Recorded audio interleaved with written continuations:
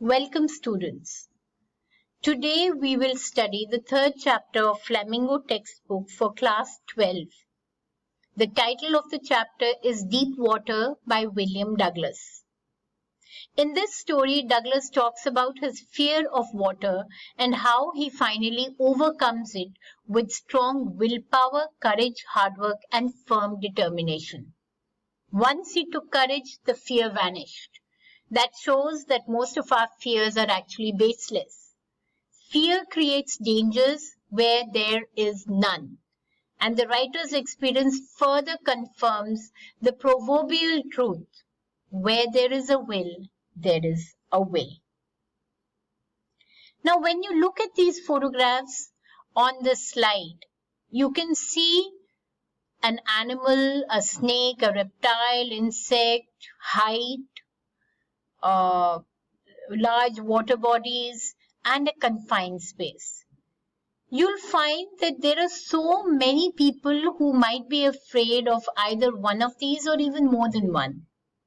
And that is a particular phobia they have developed. These specific phobias by nature are created either due to some experience these people have had. And these phobias have a really specific impact, large impact on a person's daily functioning and quality of life. They become life-limiting and they also cause a lot of severe anxiety. Limitations associated with phobias can make you experience social isolation as well. So the phobias can create awkward and embarrassing situations and they feel out of control. Perhaps one of the worst emotional component of a phobia is that out of control feeling. And once you understand that, you need to overcome it. That is where you win over that phobia. So this chapter is going to talk about how William Doughlas is going to overcome his fear of water. And let us see how he has presented it. But before that, let us get to know more about this author. William Orville Doughlas was born in USA in 1898. He was a leading advocate of individual rights and was a judge at the Supreme Court of USA. He retired in 1975 with a term lasting 36 years, and he remains the longest serving justice in the history of the court. The following excerpt is taken of Men and Mountains by William Doughlas. So now let us go to see what are the themes that are covered in this chapter. It covers two main themes, bullying and overcoming one's fear. Bullying has always had a negative impact on anyone's life. Whosoever has suffered bullying has always felt useless and it leaves a scar on that person's mind. There is no one who has ever benefited from bullying, not even the one who is the bully. So what was the impact of bullying on Doughlas? And one of the reasons of his fear of water was bullying. Now, there is a need to overcome that fear, and that fear can be overcome only if one makes an effort.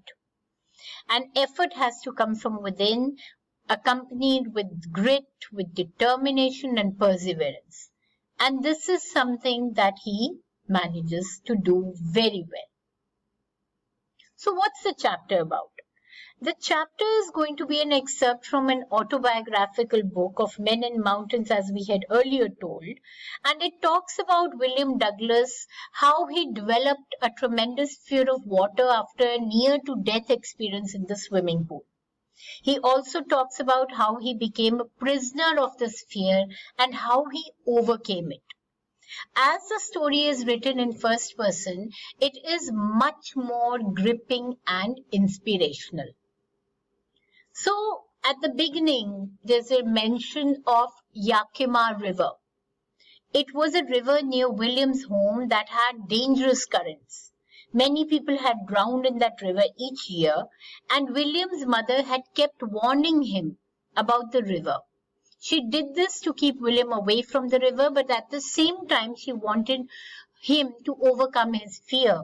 She wanted him to learn how to swim, but that would not be possible if he would go to the Yakima River, because that is one place the mother would never have approved of.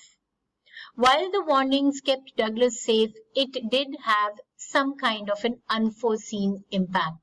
These warnings somehow deepened in him that inborn fear of water, and it stayed with him till he didn't make a conscious effort to overcome it.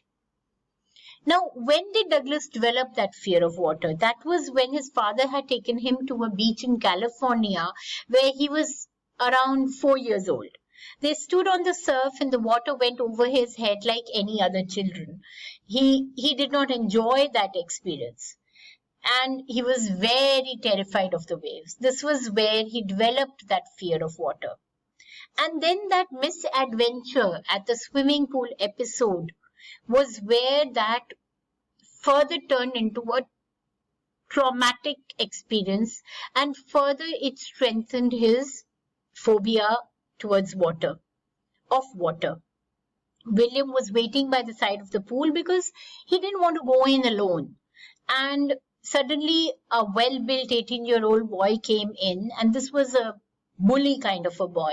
He picked William up and threw him into the deep end of the pool. The deep end of the pool was actually 9 feet deep, and this child did not know how to swim. So William went to the bottom of the pool and he swallowed the water. He was really frightened, but somehow he kept his wits about him. He made a plan. He decided that the moment his feet would hit the bottom, what would he do? He would jump upwards with all his strength and paddle to the edge of the pool. He tried his best, but somehow he was unable to do that even despite making 3 efforts. Now, this was a total misadventure. Why? Because it was the opposite of adventure. An adventure is thrilling, but a misadventure can be terrifying. An adventure leaves you with happy memories, while a misadventure leaves you scarred and terrified for life. William had such a terrifying experience while he was waiting for his friends to join him for a swimming class at the pool. And William panicked at that time. He was suffocating. He tried to shout out while he was going down towards the bottom of the pool the second time, but somehow he couldn't shout. He hit out with all his strength that he tried to bring his legs up, but they felt paralyzed. It felt as if a huge force was pulling him back into the water. He began to feel dizzy but did not give up. He focused on his plan, how he would jump up, hit out of the water and paddle to the edge of the pool.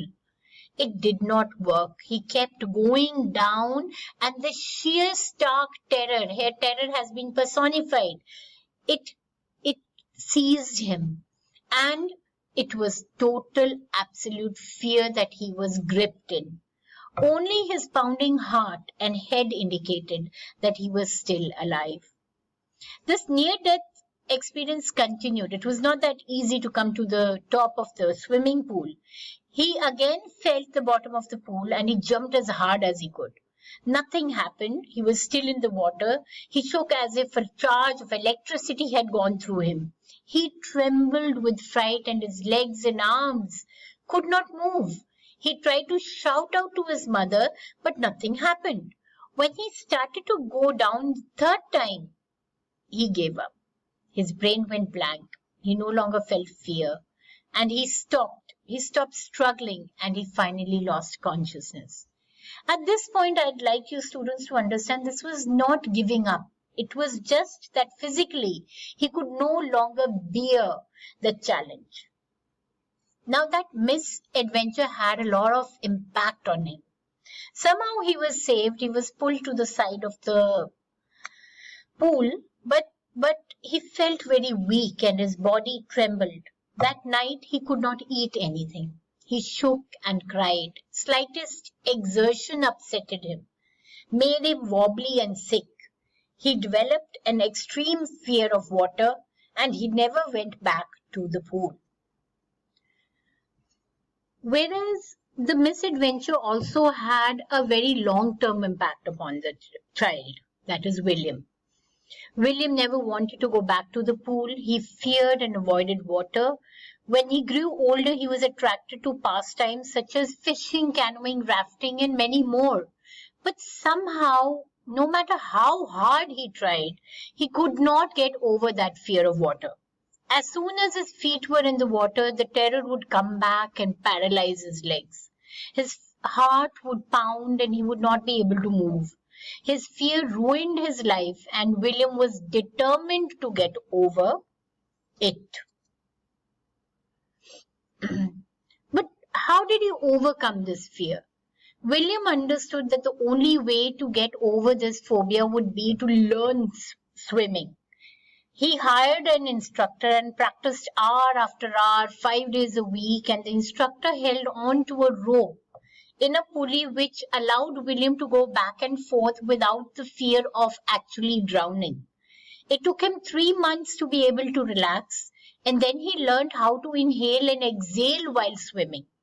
Finally, he learned how to control his legs.